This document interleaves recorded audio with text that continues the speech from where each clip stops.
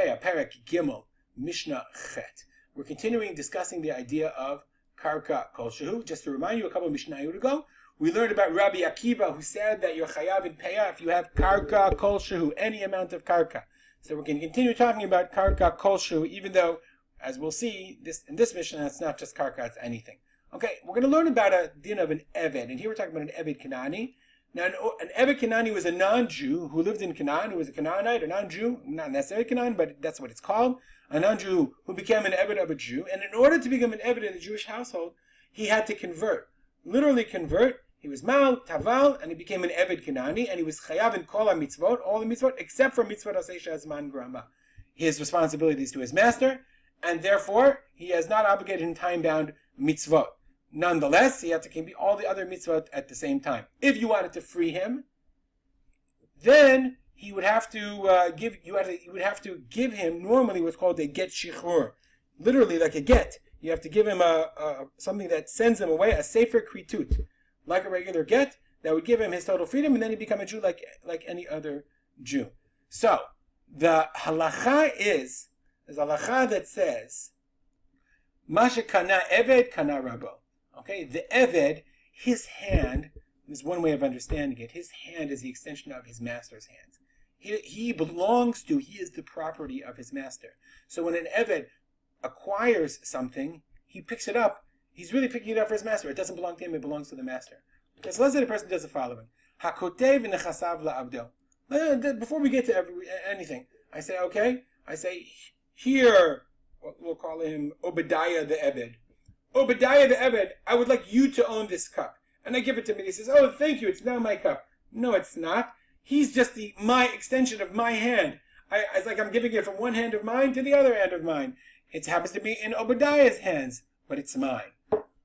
But says the Mishnah, Hakotev nechasav la'avdo. If I write all my property, I say, Obadiah, everything I own now belongs to you.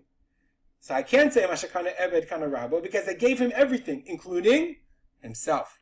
Says the Mishnah, Yatsa ben Chorin. Then he goes free. Why? Because he has acquired himself. Everybody got it? If I give him everything I own, I'm giving him himself. So he's acquired himself. But Shier Karka Kolshu. If I left over any amount of Karka, the Kati says actually, it's not just Karka. It's anything. The Gemara in Baba Batra explains, not just Karka, even Metaltalin. So it's unclear to me why in this string of Karka Kolshu we included this. Because this is, if you left over anything, if I say, Obadiah, I'm giving you my entire estate except for my car, except for some amount of land. Okay, now this gets really complicated because the Gemara in different places talks about, the Gemara talks about, did I specify what I left over? Or did I not specify? Because if I specify, I say, listen, I'm giving you everything I own other than my apartment on the Upper West Side. Okay? But that means the implication is then that I'm giving him himself, because the only thing I didn't give him was the Upper West Side apartment. That he should go free. So it's a machloket about, did I say to him, did I specify, or did I not specify? If I didn't specify, then I probably didn't give him himself either. Nonetheless, let's just leave it the way it is. Shiar Karka Kolshehu. If I left anything over, then lo yatsa ben chorin. Because what did I say? If I said to him, listen, I said to him, look, Obadiah. This is the phrase that I said to him. I said, let's just highlight it. Kol nechasai netunim lach chutz mimakom ploni. I want to undo that, okay? You get everything, kol, chutz, except. So do you get it? I've said two contradictory things. I said you get everything, and then I said except for. Okay, do you get everything, or don't you get everything? So let's look at the Bartanura for a second. He says, Shiar karka v'losh lo. Why? Okay. 1 second. Dechol echad denachid l'shiura. We say that he left over also the Obadiah. If I say I left something over, it must mean I also left over Obadiah. Okay? Now the Bartanura adds, okay, also one thing. Keva is here. Mikom makom lo yatsa lecherut. He didn't go free. Why? The kevan de'ein mitkayem dibur kol nechasai. I said kol. Remember I said you get everything. But I didn't give you everything. Why? Deha'ata chutz ubmatile. So remember what I just said. I said you said kol and you said chutz. I said no, you get everything. Chutz except for. So I don't get kol. So if kol nechasai is not true, then what do you get? Can I then say chutz mimakom ploni? If I say two contradictory things, do we say palgina dibura? This is the reason I want to go into this is an important halachic phrase. Palgina dibura means we split your words. We say, kol, but you didn't really mean kol, you meant part of.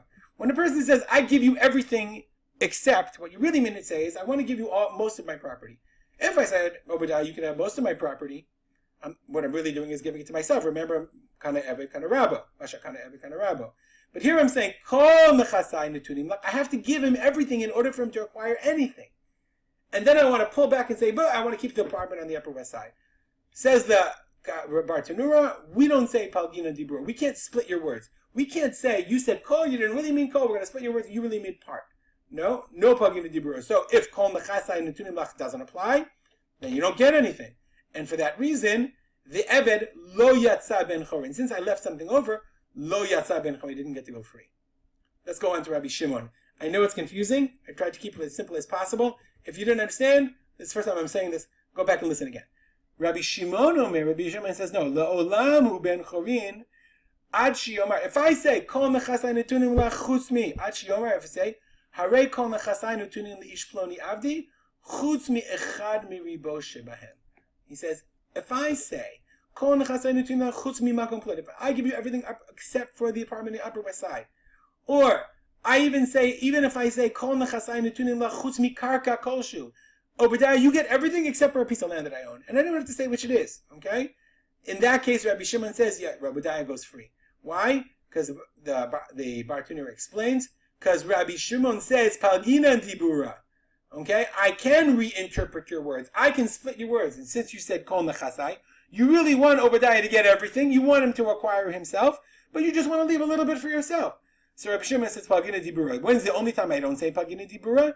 Unless I say kol nechasai netunin leish ploni avdi. Obadiah gets everything.